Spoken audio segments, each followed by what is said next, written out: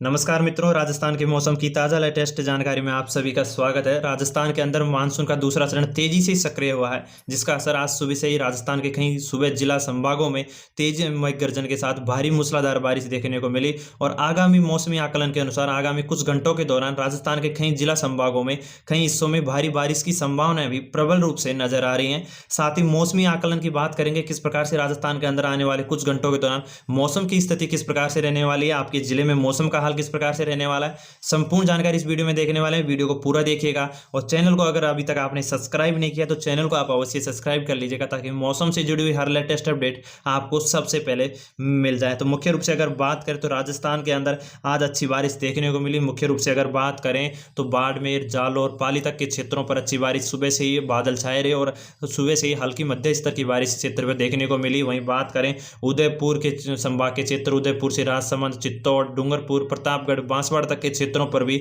आज अच्छी मध्यम स्तर की बारिश देखने को मिली और आगामी कुछ घंटों के दौरान इस क्षेत्र पर बारिश की संभावनाएं भी नजर आ रही हैं। वहीं मुख्य रूप से अगर बात करें हाड़ौती संभाग, कोटा संभाग पर मानसून का असर ज्यादातर फर्स्ट पहले मानसून में भी देखने को मिला और दूसरे चरण में भी मानसून का असर ज्यादातर कोटा संभाग के क्षेत्रों पर देखने को मिलने वाला है।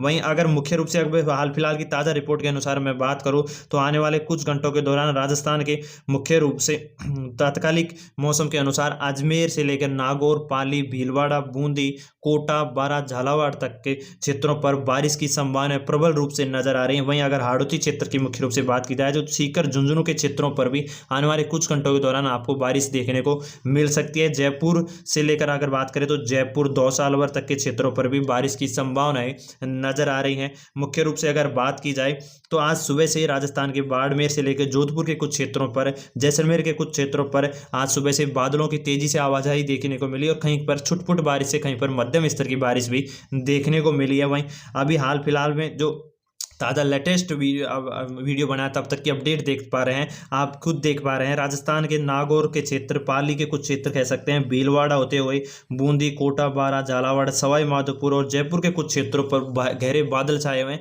जिसका असर आने वाले कुछ घंटों में आपको देखने को मिलने वाला है भारी बारिश के रूप में। वहीं अगर बात करें पिछले 24 घंटों के दौरान तो पिछले 24 घंटों के दौरान बीकानेर, गंगानगर, हनुमानगढ़ के कुछ क्षेत्र कह सकते हैं, वहां पर अच्छी बारिश देखने को मिली। वहीं जालौर, सिरोही, बाड़मेर के क्षेत्रों पर भी कल अच्छी बारिश कल रात्रि पिछले 24 घंटों तक देखने को मिली है। वहीं पाली के कुछ क्षेत्रों पर बारिश देखने को मिली है।